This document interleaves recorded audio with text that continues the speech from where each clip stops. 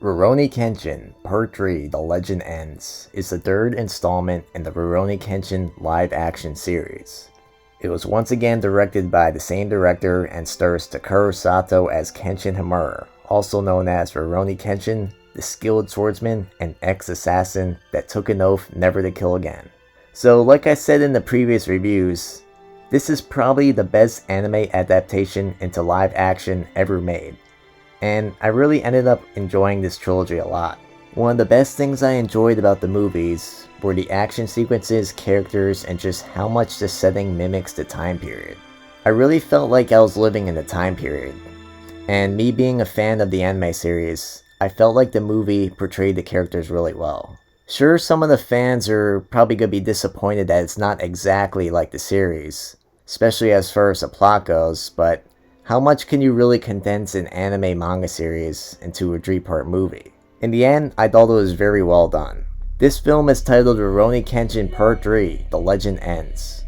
It released in 2014, exactly 1 month after the second film. The really great thing about this trilogy is it kept the same director for all 3 films, so it ends up feeling very consistent.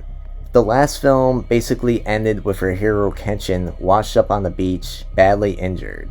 He was carried off to safety by a new character, which we learn is Hiko Seijuro, Kenshin's former master, whom he had not seen for 15 years. Kenshin wants his master to teach him the secret technique in order to defeat the main villain, Makoto Shishio. His master then agrees and trains him. Meanwhile, Shishio meets with the Prime Minister, and he forces him to betray Kenshin, declaring that he is a wanted outlaw. If the Prime Minister doesn't listen, then Shishio would destroy Tokyo. So the first hour of this film is basically spent on Kenshin training with his master. We then get this brief but pretty exciting fight between master and student. It's really well done, and you can really feel the passion and pain behind it. It's really well performed and acted, especially by the actor who plays Seijuro. This whole scene, which is kinda lengthy, opens up some very well-earned character development, and I really enjoyed it. But besides the fight with Kenshin and his master, there is a lot of talk for about an hour about the fear and depths and will to live. Here the pacing gets a little bogged down, but it's really nothing bad because finally we're getting some character development. The other great thing about this film is there's almost no exposition, and that's what really hurt the other 2 films. The action gets really revved up in the second hour, and it really never ends until the credits. There really wasn't that much narrative in this whole movie, but it really doesn't need it, as this was basically the final battle between Shishio and Kenshin, and it was something that was being built up since the second film. Shishio is such a badass in this film. He really is just an overall great villain for the whole series. He proves himself to be this sly and powerful force. My favorite thing that he does is he uses his battleship to just demolish a village. He's just out of control, and I love it. In this film, we get a lot of big fights, and they all deliver. One of my favorite fights involves this scene with a public execution, and it just leads up to this giant big fight, and it's something that you're going to enjoy watching. The final fight, though, is of course what we all came for, and in the end, it delivers, and it's easily the best fight in the entire series. Maybe even the best fight in any film since The Raid 2. It's a 4 versus 1 fight to the death. Shishio's flaming sword gives this fight an extra deadly edge. The film, however, does have some problems. For example, Kaoru's character's entire contribution to this film is basically being asleep and then waking up. Sanosuke is relegated to watching Kaoru be asleep and then wake up.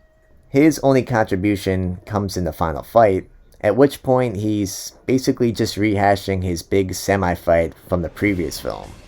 It's still fun, but not really much of a payoff when you've already seen it. And sadly, none of the other characters really get developed. I also felt that Kenshin's anti-killing philosophy didn't really get enough time in the series to truly develop.